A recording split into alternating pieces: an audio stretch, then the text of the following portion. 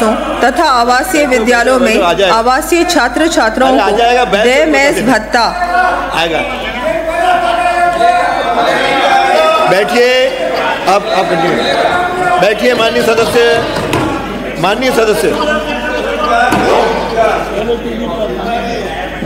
बोलिए। आप तो माननीय जी अध्यक्ष महोदय, राज्य में सभी वर्गों के राजकीय एवं अनुदानित छात्रावासों तथा आवासीय विद्यालयों में आवासित छात्र छात्राओं को देय मेस भत्ता मेस अलाउंस 2,500 से बढ़ाकर 3,000 रुपये प्रति माह किए जाने की मैं घोषणा करती हूँ।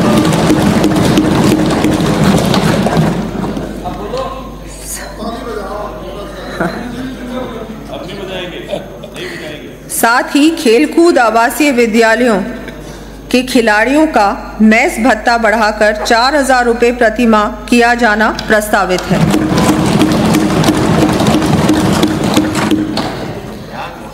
राजकीय विद्यालयों के मेधावी विद्यार्थियों को उच्च अध्ययन के लिए प्रोत्साहित करने की दृष्टि से 8वीं, 10वीं एवं 12वीं कक्षा की बोर्ड परीक्षाओं में राज्य तथा जिला स्तरीय मेरिट में आने वाले 33,000 विद्यार्थियों को tablets with 3 years internet connectivity की निःशुल्क दिए जाने की मैं घोषणा करती हूँ।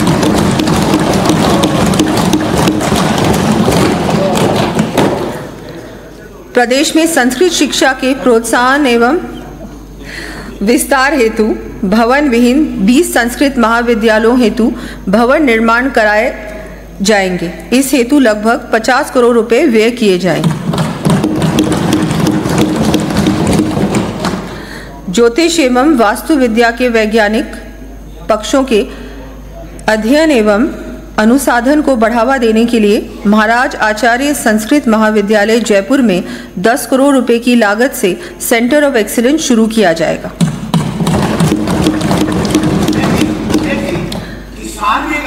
बाद में सब आएगा।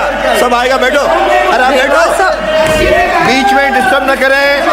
माननीय सदस्य, आप समझदार हैं, बैठिए। कल बोलना, ये आपको कल मिलना। माननीय भाई अंकित न करें। माननीय सदस्य, ये आपका काम नहीं है। माननीय सदस्य, मैं हसन पाओगे। बैठिए, दोनों बैठिए। धारीवाल जी, डोटासर जी बैठिए।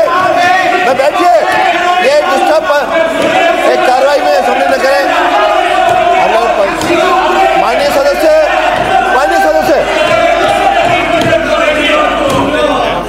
ये पूरा ये हो जाए। कल जवाब देना, आप भी कल देंगे। कल दोनों बोलना, कोई मना नहीं है। आज रेवासा सीकर में संचालित आदर्श वैद्य आवासीय विद्यालय की तर्ज पर संभाग स्तर पर चरणबद्ध रूप से आदर्श वैद्य विद्यालय स्थापित किए जाने प्रस्तावित हैं। साथ ही वैद्य विद्यालयों में कार्यरत अध्यापकों के मानदेय को 8,000 रुपये से बढ़ाकर 15,000 रुपये प्रति माह किया जाना प्रस्तावित है।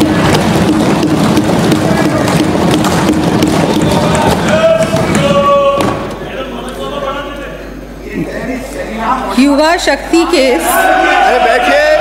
अरे आपको क्या हो गया?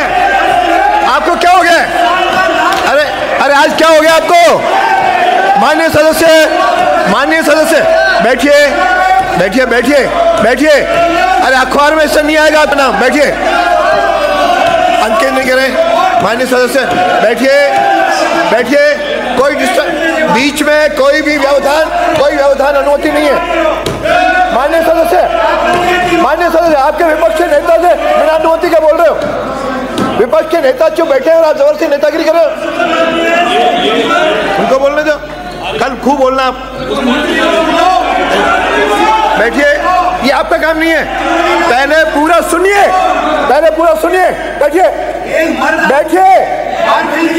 बैठिए। श्रीमान जी बैठिए। आप बैठो। युवा शक्ति के सर्वांगीण विकास में करके गरिमा को, अरे आपको हो क्या रहा है? अरे आप बीमार हो, बैठिए। अरे बीमार हो, बैठिए। संसदीय मंत्री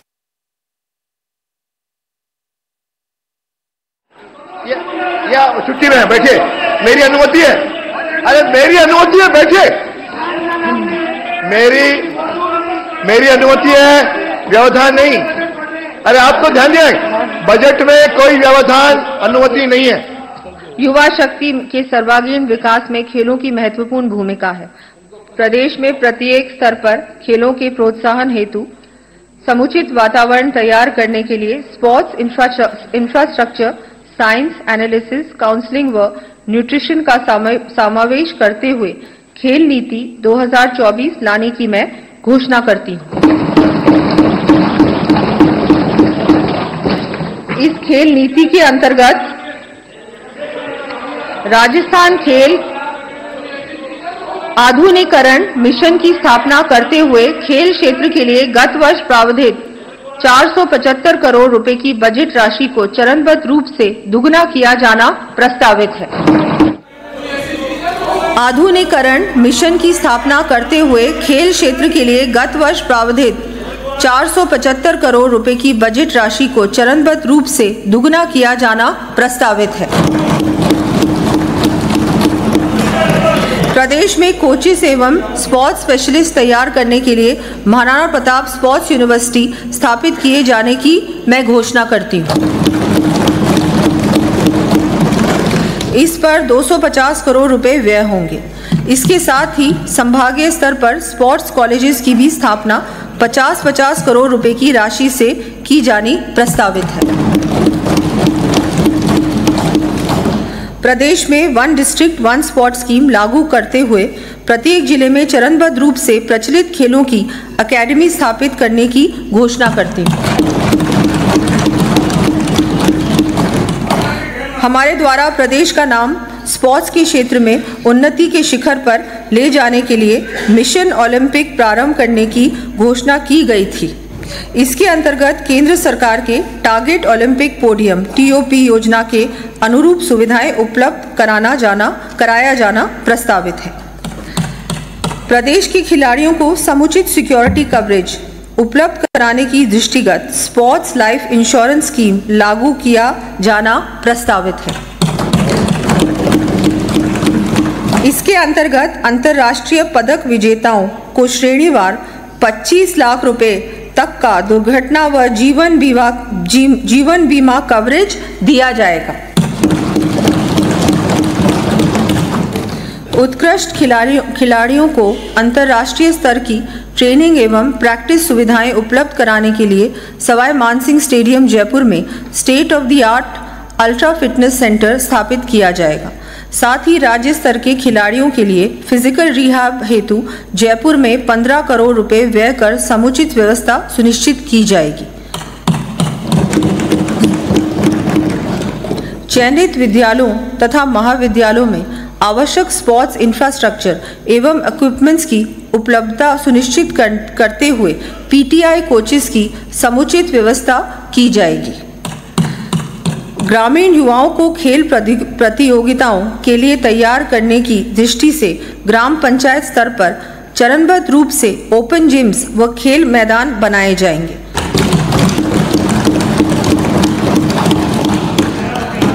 प्रथम चरण में 10,000 से अधिक आबादी वाली ग्राम पंचायतों पर ये सुविधाएं विकसित की जाएंगी। खिलाड़ियों के स्पोर्ट्स सर्टिफिकेट्स के लिए डिजिटल रिपॉजिटरी बनाई जाएगी। प्रस्तावित खेल नीति के अंतर्गत पैरा एथलीट्स के लिए पृथक से विशेष प्रावधान किए जाएंगे। साथ ही प्रदेश के विभिन्न स्थानों पर स्टेडियम, ट्रैक, खेल एकेडमी आदि की स्थापना, उन्नयन का कार्य किया जाएगा। इन कार्यों की सूची मैं सदन के पटल पर प्रस्तुत कर रही हूँ। खेलो इंडिया यूथ गेम्स की तर्ज पर प्रदेश में पारंपरिक खेलों ट्रेडिशनल एंड इंडिजीनियस गेम्स शामिल करते हुए ब्लॉक, जिला एवं राज्य स्तर पर प्रतिवर्ष खेलो राजस्थान यूथ गेम्स का आयोजन किया जाएगा और इसकी मैं घोषणा करती हूँ। इस हेतु 50 करोड़ रुपए प्रतिवर्ष व्यय किए जाएंगे। राष्ट्रीय युवा महोत्सव की तर्ज पर यूथ डे 12 जनवरी के अवसर पर राज्य युवा महोत्सव आयोजित किया जाना प्रस्तावित है। साथ ही राष्ट्रीय युवा पुरस्कार की भांति राजस्थान यूथ आइकॉन अवार्ड दिया जाएगा। प्रदेश के युवाओं में नशे की बढ़ती लत चिंता का विषय है। इसे ध्यान में रखते हुए श्री गंगानगर, हनुमानगढ़, जैसलमेर व बाड़मेर सहित 10 जिलों में 25-25 बेड क्षमता के नशा मुक्ति केंद्रों की स्थापना की जाएगी। इन पर 10 करोड़ रुपए का व्यय किया जाएगा। चिकित्सा एवं स्वास्थ्य। माननीय सदस्यों को मुझे ये जानकारी देते हुए अत्यधिक प्रसन्नता है कि प्रदेश में चिकित्सा सुविधाओं का और अधिक विस्तार करने के लिए इस वित्तीय वर्ष के बजट में 27,660 करोड़ रुपए का प्रावधान अर्थात पूरे बजट का 8.26% भाग चिकित्सा एवं स्वास्थ्य क्षेत्र के लिए प्रावधानित है।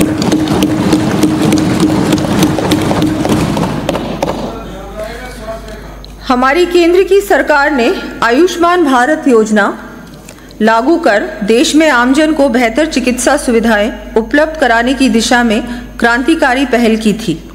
इसी क्रम में माननीय मुख्यमंत्री जी के नेतृत्व में प्रदेश में मुख्यमंत्री आयुष्मान आरोग्य योजना मां योजना लागू कर कैंसर जैसी गंभीर बीमारियों से ग्रसित रोगियों को और अधिक चिकित्सा सुविधा उपलब्ध कराते हुए आईपीडी के साथ साथ डे केयर पैकेजेस जोड़ने की व्यवस्था की गई है। मां योजना के माध्यम से आमजन को और अधिक राहत देने के लिए अब मैं शिशुओं एवं छोटे बच्चों के इलाज के लिए नए पीडियाट्रिक पैकेजेस जोड़े जाएंगे। छोटे और दूरस्थ स्थानों पर समुचित चिकित्सा सुविधा उपलब्ध कराने के लिए निजी चिकित्सा संस्थानों के वर्तमान एम्पैनलमेंट नॉर्म्स में रिलैक्सेशन दिया जाएगा। कतिपय पैकेजेस की दरों का रैशनलाइजेशन किया जाना भी प्रस्तावित है। साथ ही संपूर्ण देश में गर्भवती महिलाओं को प्रसव पूर्व जांच के साथ बेहतर चिकित्सा सुविधाएं उपलब्ध कराने के उद्देश्य से मुख्यमंत्री आयुष्मान आरोग्य मां वाउचर योजना लागू किए जाने की घोषणा करती है।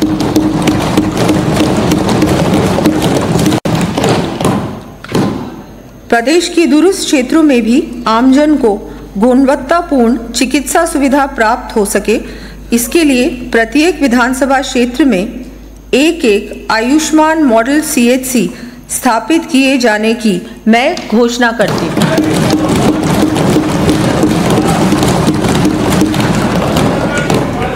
इन चिकित्सा संस्थानों में विभिन्न आवश्यक सुविधाओं के साथ साथ मानवीय दृष्टिकोण से मोर्चरी का निर्माण भी प्रस्तावित है। इन पर 125 करोड़ रुपए व्यय किए जाएंगे।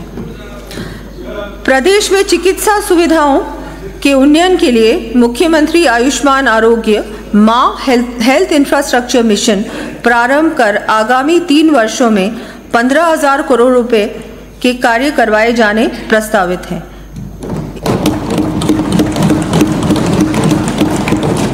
इसके अंतर्गत सुपर स्पेशलिटी टर्शरी केयर चिकित्सा सुविधा, चिकित्सा संस्थानों के क्रमोन्नयन, स्थापना, भवन निर्माण एवं रिपेयर व मेंटेनेंस तथा आयुष चिकित्सा सुविधा कार्य करवाए जाएंगे। इन कार्यों का विवरण मैं सदन के पटल पर रख रही हूं।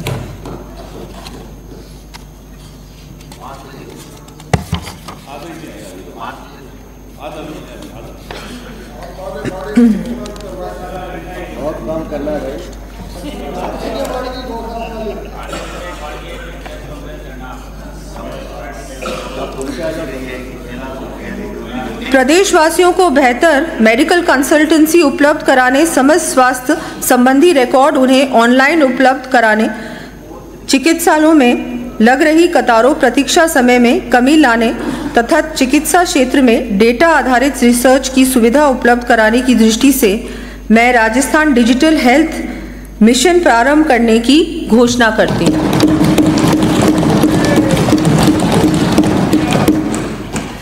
मिशन के अंतर्गत प्रदेशवासियों का पीएचसी स्तर पर स्वास्थ्य परीक्षण व ई हेल्थ रिकॉर्ड भी बनाया जाना प्रस्तावित है। प्रदेश में चिकित्सा सुविधाओं के विस्तार के लिए 1500 चिकित्सकों तथा 4000 नर्सिंग कर्मियों के नए पदों का सृजन किया जाएगा।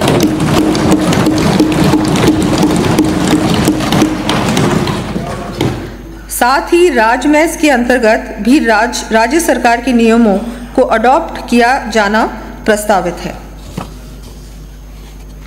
सड़क सुरक्षा। प्रदेश में सड़क दुर्घटनाओं एवं उनसे होने वाली मृत्यु में कमी लाने तथा सड़क सुरक्षा की दृष्टि से वर्तमान में निष्क्रिय पड़े ट्रॉमा सेंटर्स में से इस वर्ष 10 सेंटर्स को आवश्यक उपकरण एवं चिकित्सा कर्मी उपलब्ध करा ऑपरेशनल कराया जाएगा। साथ ही RUHS जयपुर, कोलाना, बांदीकुई, दौसा, सांडेराव, देसुरी, पाली व प्रतापगढ़ सहित 6 नए ट्रॉमा सेंटर स्थापित किए जाएंगे।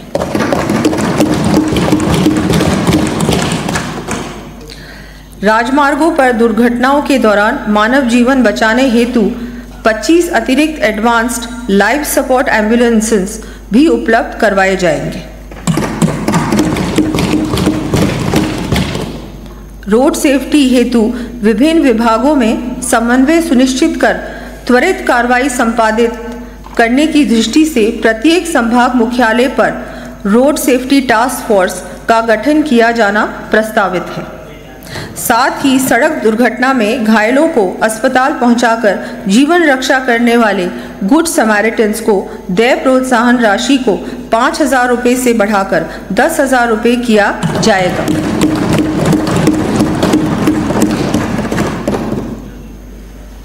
PM गति शक्ति योजना के अंतर्गत जयपुर दिल्ली एवं जयपुर भरतपुर राष्ट्रीय राजमार्गों NH48 व NH21 के साथ ही 4 स्टेट हाईवेज पर इंटेलिजेंट ट्रैफिक मैनेजमेंट सिस्टम लागू किया जाना प्रस्तावित है।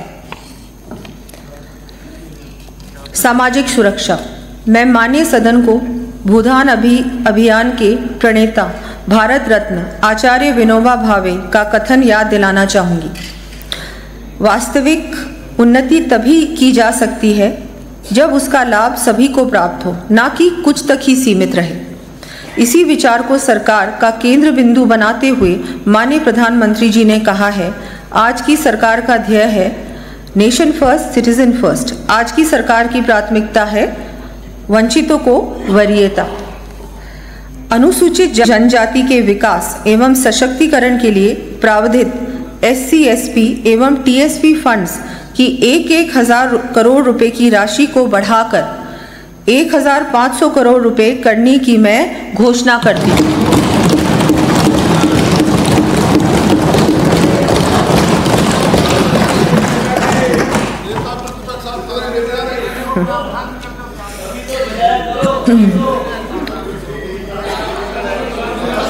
प्रदेश में आधारभूत संरचना के विकास को गति देने के साथ ही हमारा यह भी प्रयास रहेगा कि दुर्गम क्षेत्रों तथा वंचित वर्ग के हैबिटेशंस में भी सभी बुनियादी सुविधाएं उपलब्ध हों। इसी क्रम में प्रथम चरण के रूप में 10,000 से अधिक जनसंख्या वाले गांवों में वंचित वर्ग की आबादी की आधारभूत संरचनाओं यथा इंटरनल रोड्स, पेयजल, सॉलिड वेस्ट मैनेजमेंट आदि के लिए 200 करोड़ रुपए के प्रावधान के साथ बाबा साहेब आम्बेडकर आदर्श ग्राम विकास योजना प्रारंभ किए जाने की मैं घोषणा करती हूँ।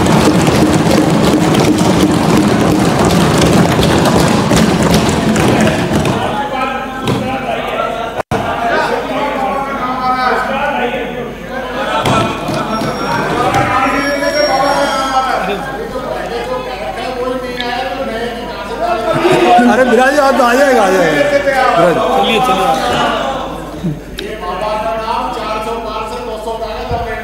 आप विराजो। प्रदेश में अनुसूचित क्षेत्र TSP में निवासरत जनजाति के परिवारों के समग्र विकास के लिए 75 करोड़ रुपए के प्रावधान के साथ गोविंद गुरु जनजातीय क्षेत्रीय विकास योजना शुरू किए जाने की मैं घोषणा करती हूँ।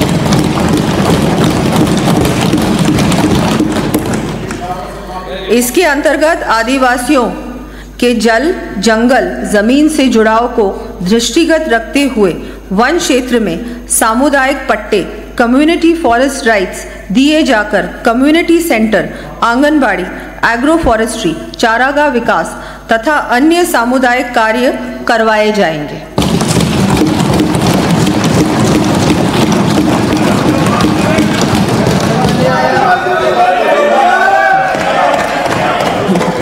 शहरी क्षेत्रों में स्ट्रीट वेंडर्स को आर्थिक संबल प्रदान करने के लिए माननीय प्रधानमंत्री जी द्वारा संपूर्ण देश के लिए लागू की गई प्रधानमंत्री स्वनिधि योजना की तर्ज पर प्रदेश में शहरी क्षेत्रों एवं कस्बों में स्ट्रीट वेंडर्स के साथ ही अन्य जरूरतमंद एवं असहाय परिवारों के उत्थान के लिए मुख्यमंत्री स्वनिधि योजना लागू करने की मैं घोषणा करती हूँ।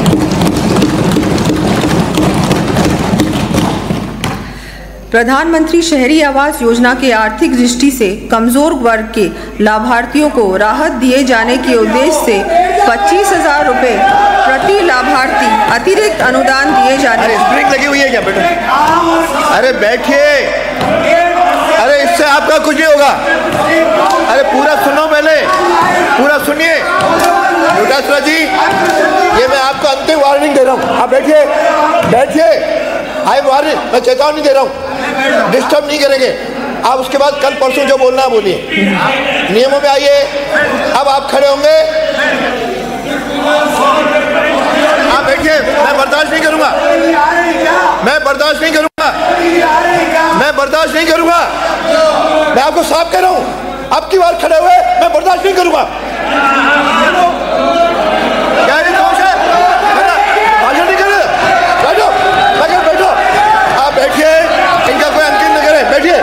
ये बर्दाश्त नहीं होगा, ये नेतागिरी नहीं होगी। आप नेता बैठे, आप धन दूंगा। सदन की मर्यादा भंग करोगे, सहन नहीं करूंगा।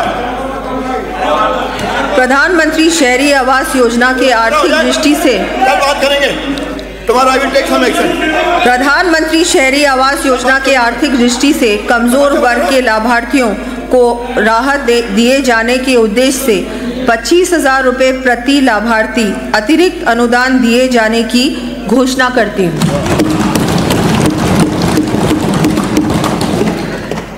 स्थायी आश्रय और आवास से वंचित डीनोटिफाइड ट्राइब्स के परिवारों हेतु मुख्यमंत्री घुमंतु आवासीय योजना लागू किया जाना प्रस्तावित है।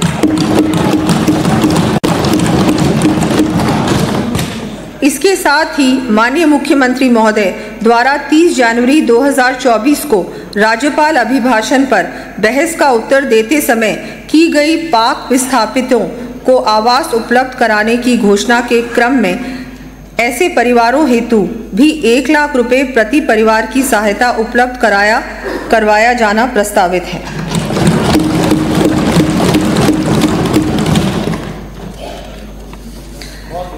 आज के आधुनिक युग में ई कॉमर्स तथा ऑनलाइन सेवा प्रदायगी सर्विस डिलीवरी का दायरा लगातार बढ़ता जा रहा है तथा अधिक से अधिक युवा इस क्षेत्र में रोजगार के अवसर पा रहे हैं, किंतु इन सेवाओं को उपलब्ध कराने वाले देश विदेश की बड़ी कंपनियों द्वारा इन युवाओं की सामाजिक सुरक्षा तथा उन्नति का समुचित प्रबंध नहीं किया जाता है।